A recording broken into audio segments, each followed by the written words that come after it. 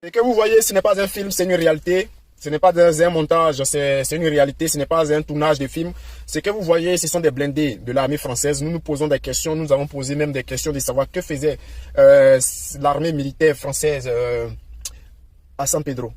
Ils nous ont répondu que c'était des exercices militaires. Moi, je suis étonné. L'armée française laisse la France où il y a des milliers de bases et le territoire français pour faire des exercices là-bas. L'armée française laisse la base militaire 43e Bima qu'elle a pris de force dans la mer de la Côte d'Ivoire, ce territoire qu'elle a pris de force, et pour occuper ce territoire-là, dans la base militaire du 43e Bima, il y a tout là-bas, il y a tout ce qu'il faut pour pouvoir effectuer,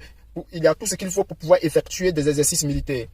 Donc, ce qui se passe à San Pedro n'est pas un exercice militaire, mais plutôt des opérations militaires, des opérations de mission militaire. Donc, ici, il faut reconnaître qu'il y a un problème.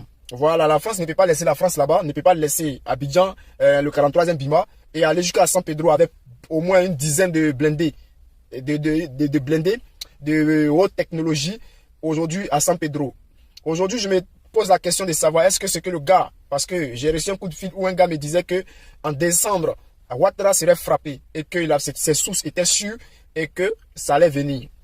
Donc, je me pose la question, est-ce que c'est pas à cause de ça aujourd'hui que la France a fait venir plusieurs militaires en Côte d'Ivoire avec des bateaux de guerre et tout. Aujourd'hui, si Tonnerre se trouve en Côte d'Ivoire, moi je pense que c'est vraiment à cause de ça, protéger le pouvoir de Ouattara.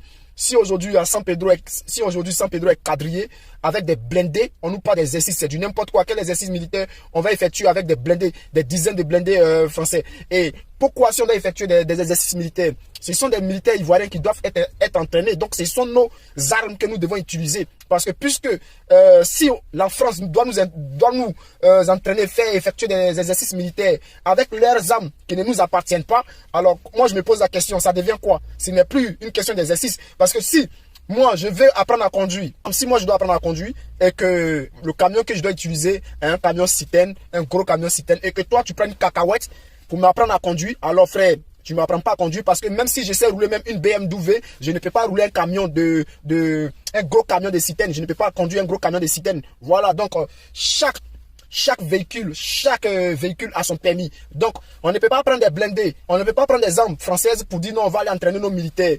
Et ces armes qu'ils ne vont pas utiliser demain. Donc, si on doit entraîner nos militaires, c'est nous-mêmes nos propres armes, c'est nous-mêmes nos propres véhicules que nous devons utiliser avec quelques officiers français avec nous pour aller faire des exercices et non